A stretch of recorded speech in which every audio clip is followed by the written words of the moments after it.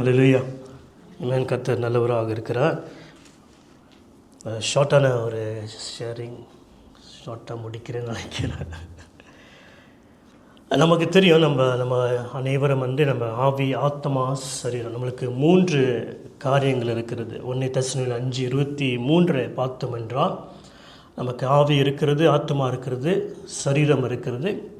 பவுல் எழுதும்போது சொல்கிறார், இந்த 3 காரியத்திலையும் நம்ம பரிசுத்தம் உள்ளவர்களாக நம்ம இருக்க வேண்டும் என்று பவுல் அதற்காக ஜெபிக்கிற காரியத்தை, சொல்கிற காரியத்தை நம்ம வேதத்தில் பார்க்க முடியும்.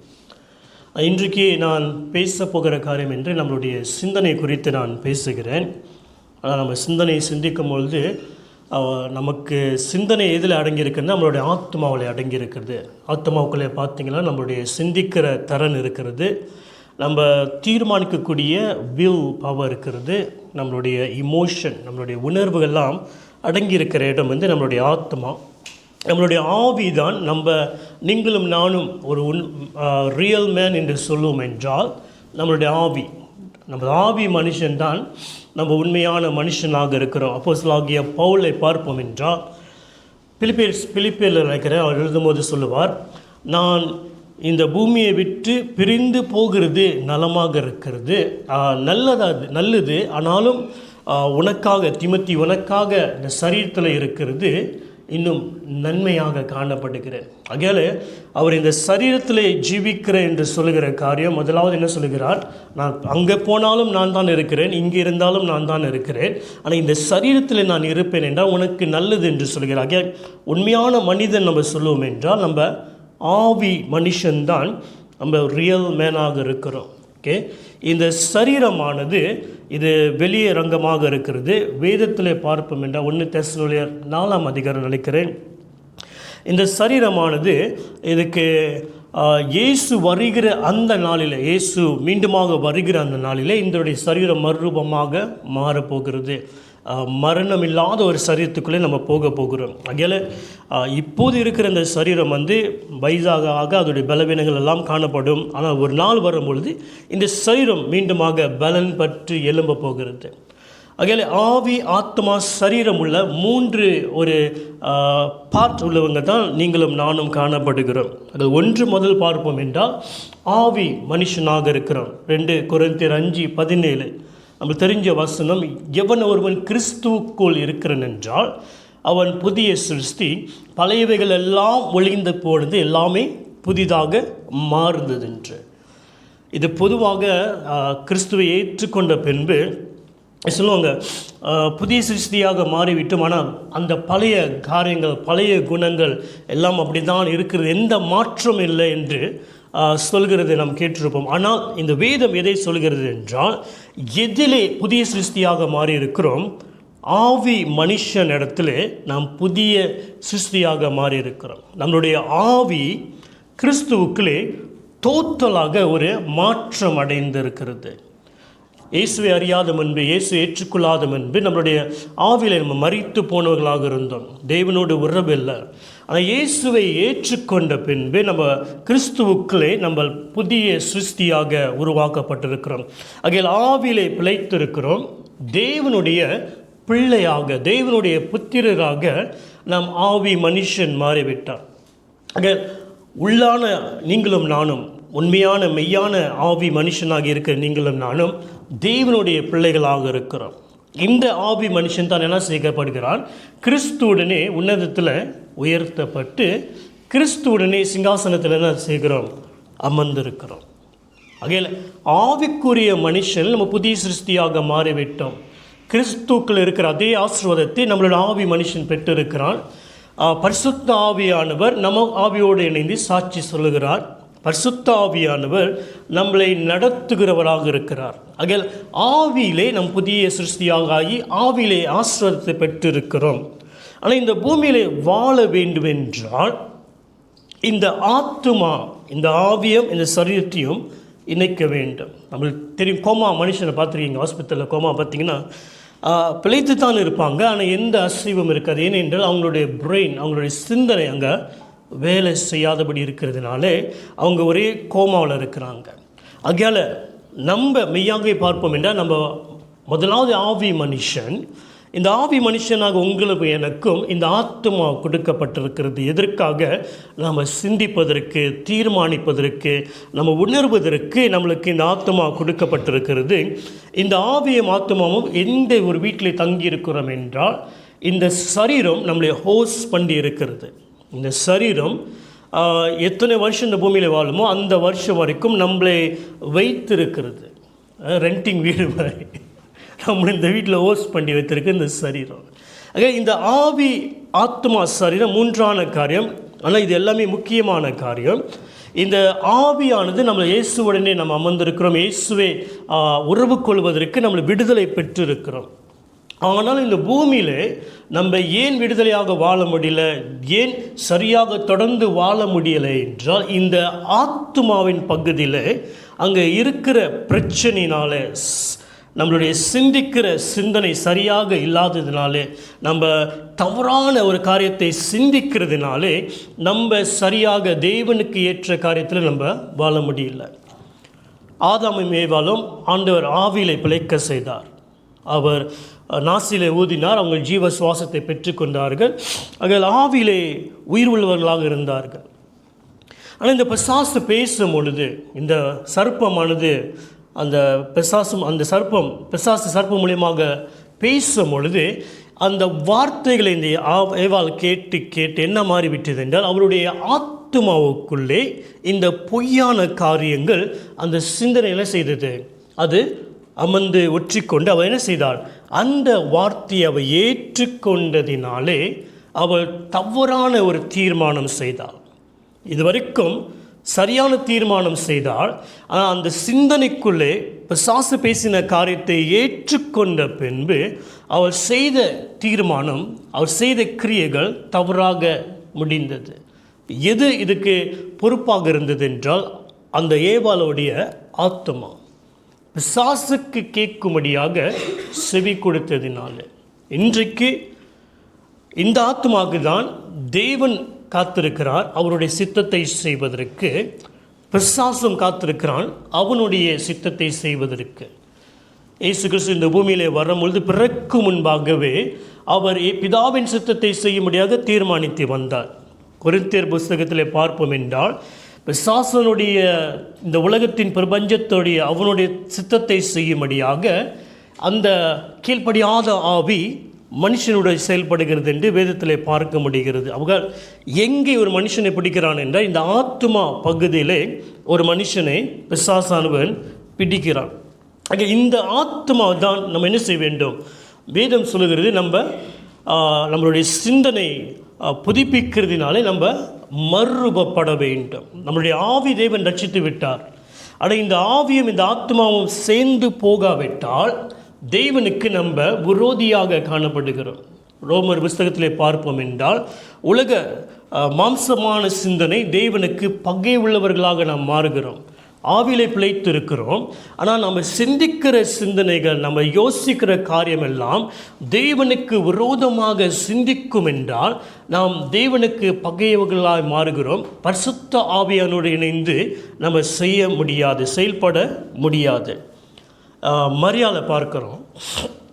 இயேசு கிறிஸ்து பிறக்குவதற்கு, இது முந்தியாகவே சொல்லப்பட்ட ஆதியாகத்தில் 3ஆம் அதிகாரம் 15ஆம் வசனத்தில் சொல்லப்பட்ட இந்த வசனம், தெய்வ ஆவியானவர் இப்படிப்பட்ட காரியங்கள் நடக்கப் போகிறது என்று அவர் வாக்குத்தத்தம் பண்ணின அந்த வார்த்தை இயேசு பிறக்கும் பொழுது இந்த மரியாள் இடத்துல சந்திக்க வருகிறார். இந்த ஆவி ஆத்மா சரீரம் உள்ள இந்த மரியாள் இடத்துல சந்திக்கும் பொழுது அந்த காபிரியேல் தூதன் மூலியமாக பேசுகிற வார்த்தை அவன் சொன்னால், நீ கர்ப்பம் தரிப்பால், ஒரு பிள்ளையை பெற்றெடுப்பாள் என்று சொல்லும் பொழுது அவள் கேட்குற ஒரு கேள்வி, எப்படி இது சத்தியமாக மாறும்? ஏனென்றால் நான் வெர்ஜினாக இருக்கிறேன், நான் கன்னியாக இருக்கிறேன், நான் வெர்ஜினாக இருக்கிறேன், எப்படி இது மாறும் என்று சொல்லும்போது அவன் சொல்லுகிற ஒரு காரியங்கள், பரிசுத்த ஆவியானவர் உன்மேலே வருவார். ஆக பிறக்க போகிற பிள்ளை பரிசுத்த தெய்வகுமாரன் அழைக்கப்படுவார், அவருடைய பிள்ளையாக அழைக்கப்படுவார் என்று சொல்கிறார். ஆகையால் தேவனுடைய காரியத்தை பூமியிலே செயல்படுகிறது ஆவியானவர். ஆனால் அந்த காரியம் செயல்பட வேண்டும் என்றால் மரியாள் சொன்ன காரியங்கள் உம்முடைய வார்த்தையின்படி எனக்கு ஆகட்டும். அங்கே நீர் சிந்திக்கிற காரியத்தை என் சிந்தனை சிந்திக்கட்டும். அங்கே என்ன செய்கிறாள் என்றால், தேவன் சிந்திக்கிற சிந்தனையை இந்த மரியாள் ஏற்றுக்கொண்டதினாலே அந்த ஆத்துமா அந்த ஆவியோடு இணைந்து தேவ ஆவியானவர் இந்த மரியாளை கொண்டு இந்த பூமியிலே செயல்பட முடிந்தது. அல்லேலூயா. இயேசுவானவர் இந்த பூமியில் இருக்கும் பொழுது அவருடைய ஆவி பரிசுத்தாவியானவரால் இணைக்கப்பட்டிருந்தது. அந்த ஆத்துமா பரிசுத்த ஆவியானவருக்கு ஒப்பு கொடுத்து இருந்ததினாலே வேதம் சொல்கிறது, பரிசுத்த ஆவியானவர் இயேசுவை வண்ணாந்தரத்திலே அழைத்து சென்றார். அங்கே இயேசு 40 நாள் அந்த சரீரத்தில் அவர் என்ன செய்தார்? உபவாசம் பண்ணி ஜெபித்தார். அங்கே ஆவியானவர் திட்டத்தை இந்த சரீரம் மூலியமாக செயல்பட வேண்டும் என்றால் இந்த ஆத்துமா ஆவியானவருக்கு இணைய வேண்டும். ஆவியானவருக்கு இந்த ஆத்துமா இணைய வேண்டும் என்றால் இந்த சிந்தனை ஆவியானவர் சிந்திக்கிற சிந்தனையை ஏற்றுக்கொள்ள வேண்டும். இயேசு அந்த கானான் ஒரு கல்யாணத்தில் போகும்போது அங்கே வேலைக்காரங்க இருக்கிறாங்க. அங்கே நம்மளுக்கு தெரியும், அங்கே தரிசு முடிந்து விட்டது. அங்கே அவர் மீண்டுமாக ஒரு அற்புதம் செய்ய போகிறார். அங்கே அற்புதத்தை செய்வதற்கு அங்கே வேலைக்காரங்களை கூப்பிட்டு இந்த வேலைக்காரங்களை என்ன செய்கிறாங்க? அவர் சொன்னபடியே செய்கிறார்கள்.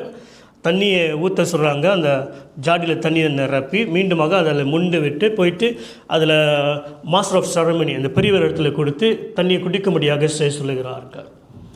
நார்மல் மைண்டில் பார்த்தோம் என்றால் இது சாத்தியமில்லாத ஒரு காரியமாக காணப்படுகிறது. ஆனால் இவங்க என்ன செஞ்சாங்க? இவங்க சிந்திக்கிற காரியம் இல்லை, அவர் சிந்திக்கிற காரியத்துக்கு இடம் கொடுத்ததினாலே இந்த சிந்தனை என்ன ஆகுறது? மறுரூபமாவதற்கு அந்த ஒரு இடத்தை அவங்க கொடுத்தாங்க. யோசுவாவை பார்க்கும்பொழுது யோசுவா ஆண்டவர் முந்தியே சொல்லிவிட்டார், ஆபிரகாம் இடத்துல இஸ்ரவேல் ஜனங்களை அவங்க மீண்டுமாக எகிப்து தேசத்திலிருந்து கொண்டு வந்து தேவன் வாக்குத்தத்தம் பண்ணின நினைத்துக்கு கொண்டு வருகிறார் என்று. ஆக முந்தியே சொல்லப்பட்ட வார்த்தை. இந்த இஸ்ரவேல் ஜனங்கள் வனாந்தரத்தில் இருக்கும் பொழுது ஏசியா நம்ம புஸ்தகத்தில் வாசிப்போம் என்றால் ஆண்டவர் சொன்னார், இந்த 40 வருஷமாக பரிசுத்த ஆவியானவரை நீங்கள் துக்கப்படுத்தினர்கள் என்று. ஆக இந்த 40 வருஷமும் ஆவியானவர் இந்த ஜனங்களோடு அவர் பேசி கொண்டு தான் இருக்கிறார். ஆனால் இந்த 40 வருஷமும் அவங்களை துக்கப்படுத்தினார்கள். யோசுவா வந்த பின்பு யோசுவா மீண்டுமாக அந்த ஜனங்களை அந்த வாக்குத்தத்த நிலத்துக்கு கொண்டு போன சுலபமாக போய்விட்டார். ஆனால் அவருக்கு போவதற்கு அவர் செய்ய வேண்டிய ஒரு காரியம் இருக்கிறது. என்ன என்றால், தேவனுடைய வார்த்தையிலே அவர் என்ன செய்ய வேண்டும்? இரவும் பகலும் தியானமாக இருக்க வேண்டும். அவருடைய ஆத்துமா, அவருடைய சிந்தனை, அந்த வீல் பவர் எல்லாமே என்ன செய்ய வேண்டும்? தேவனுடைய வார்த்தைக்கு இடம் கொடுக்க வேண்டும் என்று ஆண்டவர் யோசுவாவுக்கு சொன்ன ஒரு கட்டளை. அங்கே யோசுவா போனார், யுத்தம் பண்ணினார், யோசுவா போனார், எல்லாத்தையும் செய்தார். ஆனால் யோசுவா அந்த காரியத்தை செய்து முடிக்கவில்லை. தேவன் பரிசுத்த ஆவியானவர் யோசுவாவோடு இருந்து அந்த காரியத்தை செய்வதற்கு சாத்தியமாக மாற்றினார். அல்லேலூயா, ஆமென். அதனால் தெய்வ பிள்ளைகளாக நம்ம இருக்கிறோம். கிறிஸ்துவுக்களே நம்ம மறுரூபமாக்கப்பட்டு விட்டோம். நம்ம ஆவியிலே எல்லாமும் புதிதாக மாறிவிட்டது. நம்ம தெய்வ பிள்ளைகளாக இருக்கிறோம். பரிசுத்தாவை நடத்த முடிகிறது, ஆவியின் சத்தத்தை கேட்க முடிகிறது. ஆனால் வாழ்க்கையிலேயே நம்ம போராடுகிறோம், ஸ்ட்ரகிள் இருக்கிறது என்றால், எந்த காரியங்கள் ஒரு ஸ்ட்ரகிள்களை கொண்டு வருது என்றால் நம்மளுடைய ஆத்மா, நம்மளுடைய சிந்தனை. ஜக்கரியா இடத்துல காபிரியேல் தூதன் சொன்னான், ஆனால் ஜக்கரியா ஏற்றுக்கொள்ள முடியவில்லை. அவன் சிந்தனை வேறு காரியத்தை யோசிக்கிறது. அதே காபிரியேல் 5 மாதம் சென்று அங்கே வரும் பொழுது மரியாள்கிட்ட சொல்லும் பொழுது மரியாளால் ஏற்றுக்கொள்ள முடிந்தது. ஏனென்றால் அவளுடைய சிந்தனை தேவன் எதை சொல்கிறாளோ அதை நான் கேட்டு அதன்படி செயல்படுவேன் என்று ஒரு இருதயம் இருந்ததினாலே அந்த இடத்துல ஆவியானவர் செயல்பட முடிந்தது. அல்லேலூயா. அங்கே உங்கள் வாழ்க்கையிலும் என்னுடைய வாழ்க்கையிலும் ஆவியானவர் செயல்பட விரும்புகிறார். அவர் செயல்படுவதற்கு அங்கே சாத்தியமாகிறது என்ன என்றால், உங்களுடைய சிந்தனை, என்னுடைய சிந்தனை, உங்களுடைய ஆத்துமா, என்னுடைய ஆத்துமா. இந்த ஆத்துமா அது என்ன செய்ய வேண்டும்? வாசிக்கலாம். யாக்கோபு 1:21.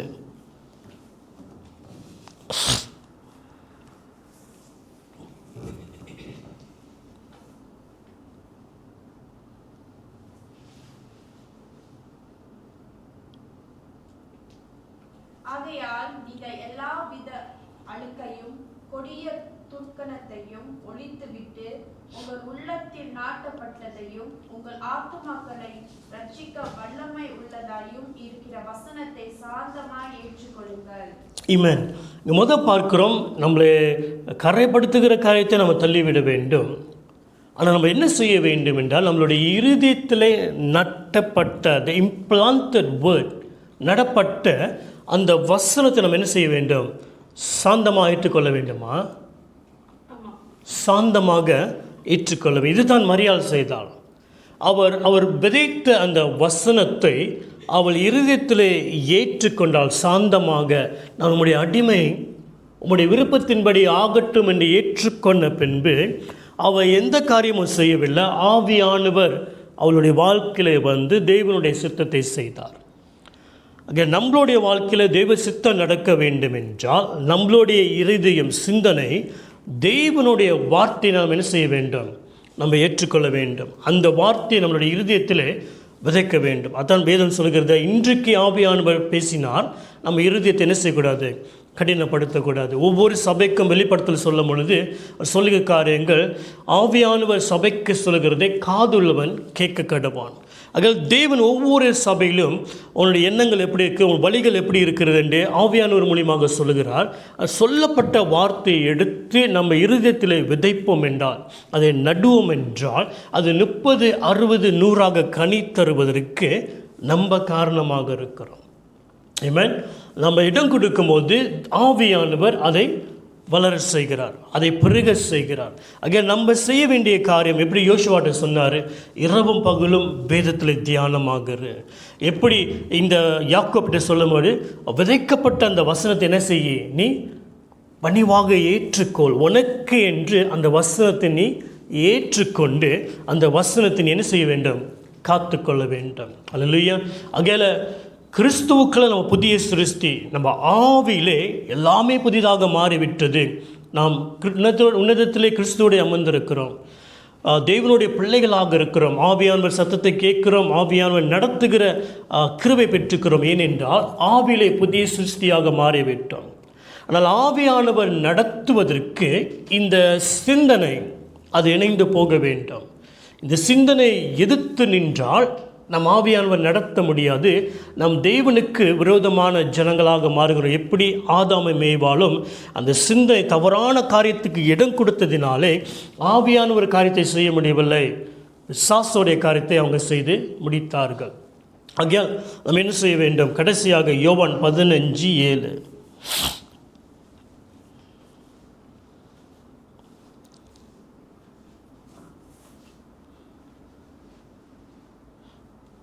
நீங்கள் என்னிலும் என் வார்த்தைகள் உங்களிலும் நிலைத்திருந்தால் நீங்கள் கேட்டுக்கொள்வது எதுவோ அது உங்களுக்கு செய்யப்படும்.